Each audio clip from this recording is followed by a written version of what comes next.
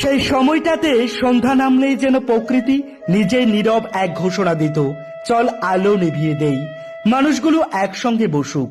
Load shedding ছিল তখন এক নিত্যদিনের চেনা ছায়া। সন্ধ্যা ঘনালেই হঠাৎ নিভে যেত বৈদ্যুতিক আলো, পুরো পাড়া ডুবে যেত এক গভীর অন্ধকারে। কিন্তু সেই অন্ধকারে ছিল এক উষ্ণতা, ছিল এক অভিন্নতার আলো। তখনকার জীবনটা ছিল কেমন অন্যরকম, সহজ, স্নিগ্ধ আর ছন্দময়। কারেন্ট চলে গেলে পরিবারের সবাই চাটাই পেতে উঠোনে বসতো।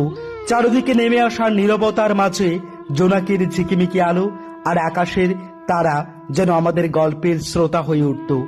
আকাশে বাতাসে ভেসে বেড়াতো শালিকের ডাক, দূরের কুকুরের হুহুরব, আর তার মাঝে শুরু হতো গল্পের আসর। বড়দের কণ্ঠে ভেসে আসতো ভূতের গল্প, হারিয়ে যাওয়া রাজাদের উপাখ্যান কিংবা কোনো পুরনো দিনের শোকস্মৃতি।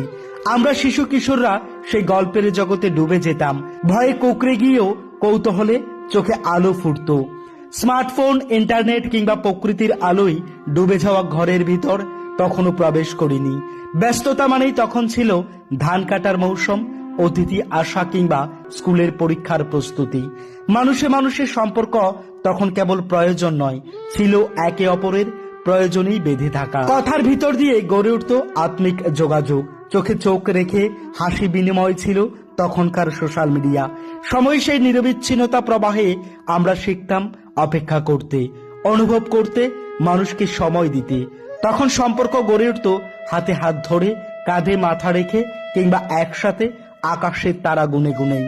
লোডশেডিং আমাদের শিখিয়েছিল অন্ধকার মানেই শূন্যতা নয়, বরং তা হতে পারে সম্পর্কের গভীর আলোক বর্ষিতা। কিন্তু আজ চারিপাশে আছে অফুরন্ত আলো, আছে 24 ঘন্টার ইন্টারনেট সংযোগ, আছে হাজারো অ্যাপ আর বৈদ্যুতিক আরামের সম্ভার। তবু কোথাও যেন নিভে গেছে সেই আলো।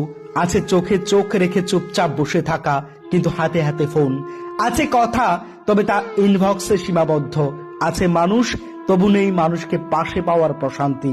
লোডশেডিং সেই অন্ধকার আজ হয়তো নেই, কিন্তু কোথাও যেন গভীর এক অন্ধকার পেরিয়ে এসেছে আমাদের ভেতরে, যেখানে একাকিত্বই সবচেয়ে উজ্জ্বল আলো আর সম্পর্কগুলো নিঃশব্দ ছায়াপথ।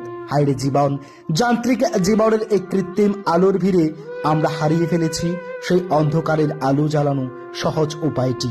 হারিয়ে ফেলেছি মানুষ হয়ে মানুষকে ভালোবাসার সহজ সূত্র। দিন শেষে বলতেই হয়, আমরাই বোধহয় শেষ প্রজন্ম যারা এর আংশিক হলেও পেয়েছি। জীবন বোধের সহজ পাঠের গল্পগুলো ঠিক চোখের সামনে আমরাও হারিয়ে ফেলেছি এভাবেই।